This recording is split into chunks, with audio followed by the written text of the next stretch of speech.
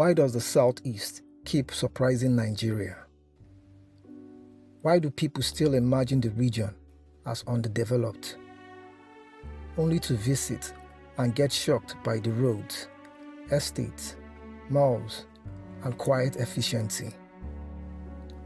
Maybe the truth is this: the Southeast has been outperforming expectations for years, but the indicators that prove it rarely makes it to national headlines.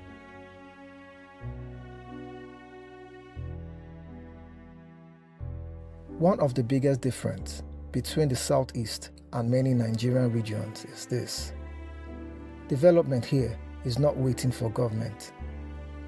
It is powered by individuals, entrepreneurs, home builders, traders, and returning investors. In cities like Anambra, Enugu, and Abia, more than 70% of new estates, schools, malls, and hospitals are privately funded.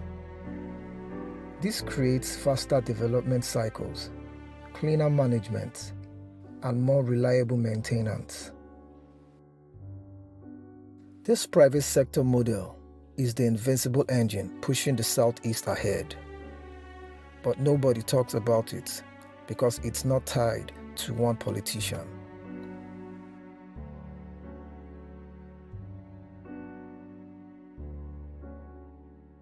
Every December, hundreds of thousands of Igbos return home, and they don't just come with cars and suitcases. They come with money, ideas, investments, and plans. Estate developers in Anambra report that December alone brings up to 40% of yearly land deals. Enugu's hospitality sector experiences some of its biggest expansion between December and February. Abia's private business infrastructure grows massively from diaspora support. This yearly economic cycle keeps Southeast cities financially alive, even when federal allocations are small.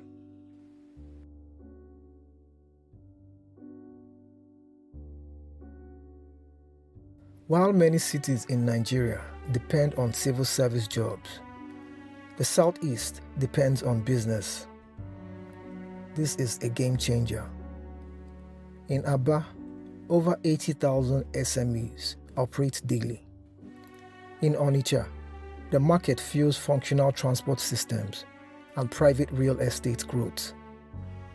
In Nnewi, manufacturing keeps the city moving. In Enugu, the new tech-driven economy is rising. When commerce drives growth, cities evolve from the inside, not from press releases.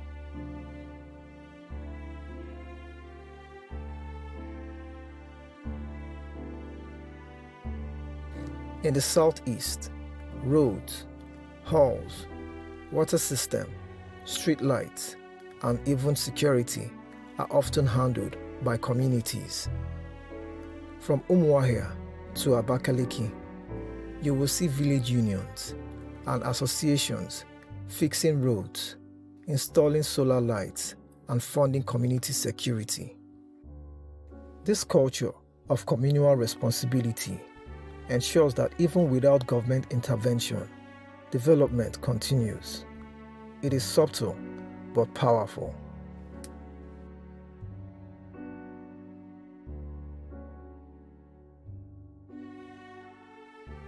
The Southeast may be known for having small land, but it also has something many big land regions lack: efficient land use.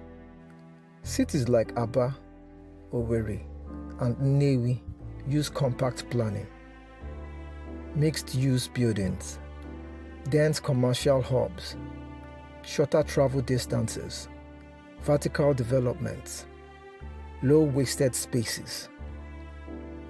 In many Nigerian regions, land is wide but poorly utilized. In the Southeast, land is limited, so it is optimized.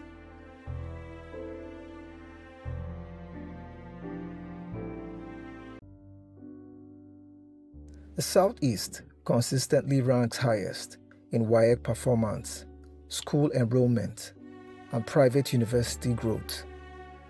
Education is not just a cultural pride. It directly boosts urban development. Skilled people build functional cities. Skilled people create efficient businesses.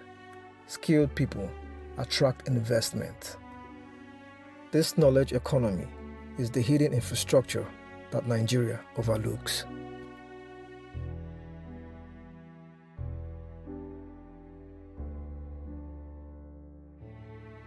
In many places, cities collapse when government collapses. But in the Southeast, people survive and cities continue developing, even when the government underperforms. This resilience is why Southeast cities outperform expectations. They are built on people, not politics.